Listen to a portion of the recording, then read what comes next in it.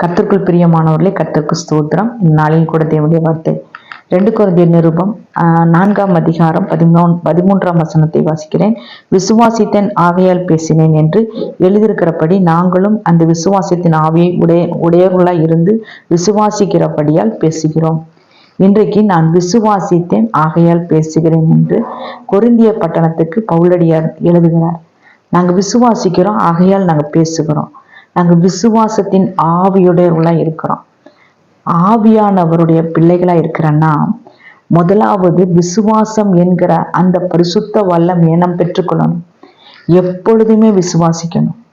ஆண்டவருடைய பிள்ளைகளா இருக்கிறன்னா சோர்ந்து போகிற நேரத்துல தான் அதிகமாய் விசுவாசிக்கணும். நம் எல்லாவற்றிலும் இழந்து போகிற சூழ்நிலையில் இருக்கிற சமயத்துல தான் அதிகமாய் விசுவாசிக்கணும்.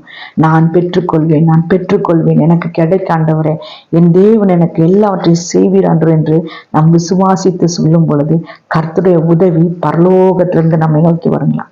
கர்த்தர் நமக்கு உதவியாய் கர்த்தர் இறங்கி வருவாராம். ஆண்டவருடைய கரம் நம்மேல் இறங்கி வருங்களாம். நம்ம விசுவாசித்தே நான் பேசினேன். தோமா பார்த்தீங்கன்னா தேவ சமூகத்துல ஆண்டவரே உம்முடைய விழாவில் என் கை போட்டால் ஒழிய நான் என்ன செய்வேன், நான் நம்புவேன். அப்போ ஆண்டவரோடவே இருந்த சீசருக ஆண்டவர் உயிர் தெளிந்து வந்து நிக்கிறாரு. நான் தான் சொல்றாரு.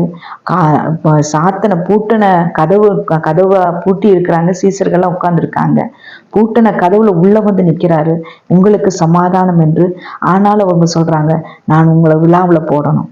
அப்ப அவர் சொல்றாரு, நீ கண்டு விசுவாசிக்கிறாய், காணாமல் விசுவாசிக்கிற கூட்டம் ஒன்று இருக்கு.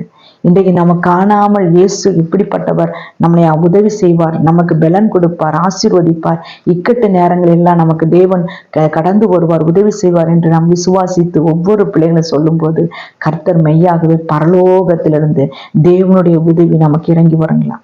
எந்த பிள்ளை விசுவாசத்தோடு சொல்லுதோ, எந்த பிள்ளை விசுவாசத்தில் அறிக்கை செய்தோ, நீ விசுவாசித்தால் அவருடைய மகிமை காண்பாய், கர்த்தருடைய மகிமை காண்பாய். மார்த்தாளுக்கு சொல்றாரு, நீ விசுவாசித்தால் கர்த்தருடைய மகிமை காண்பாய். மரித்த லாசரை உயிரோடு எழுப்பின கர்த்தர் இன்றைக்கு நம் வாழ்க்கையில எல்லாவற்றிலும் உயிர்த்தலை செய்கிற தேவன், ஆசீர்வாதத்தை கொடுக்கிற தேவன். நீங்க எந்தெந்த காரியத்துக்கெல்லாம் ஆண்டவர் சமூகத்துல நான் விசுவாசிக்கிறேன் தகப்பனே, விசுவாசத்தின் ஆவி என் மேல் ஊற்றுங்க தகப்பனே என்று சொல்லும் பொழுது ஆவியானவர் சொல்றார், பரலோகத்திலிருந்து அந்த வல்லமை ஊற்றுவார். அந்த விசுவாசம் நம்மேல் பெருகும் பொழுது கர்த்தர் மெய்யாகவே நம்மளை ஆசீர்வதிப்பார். கர்த்தர் கொடுத்த வார்த்தைக்கு ஸ்தோத்திரம்.